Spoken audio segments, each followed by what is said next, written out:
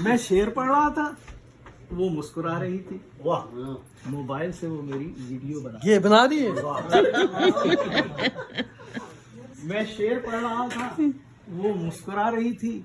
Mobile से वो मेरी वीडियो बना रही थी। जाकर जो मैंने पूछा, वीडियो शेयर करेंगी? बोली कि भैया मैं तो सेल्फी बना रही थी। दिल की तस्की के लिए भैया कह गई नार, हैं? भैया कह गई नार। हम तो गए थे छेला बन के, भैया कह गई नार।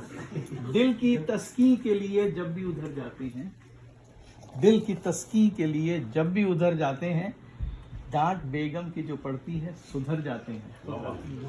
तमाम शोर होंगे। रास्ता फोन पर अच्छी तरह समझाती हैं, रास्ता फोन पर अच्छी तरह समझाती हैं।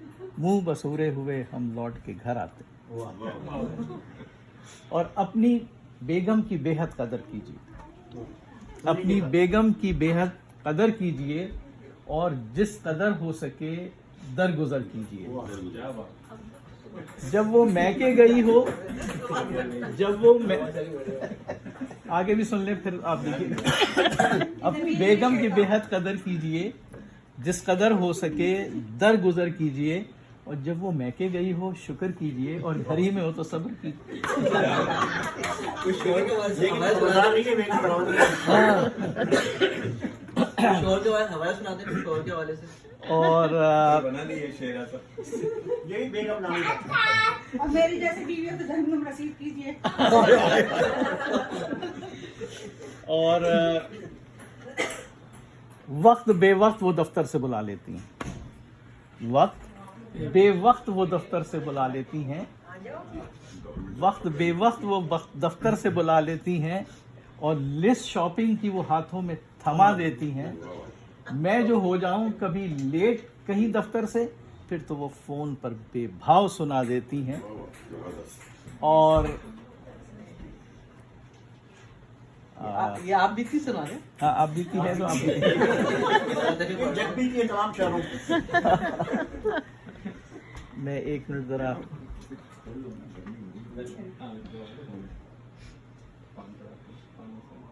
खुद तो गानों की है शौकीन, खुद तो गानों की है शौकीन, मगर मेरे लिए आलिम ऑनलाइन वो टीवी पे लगा देती है। नहीं समझिए आप।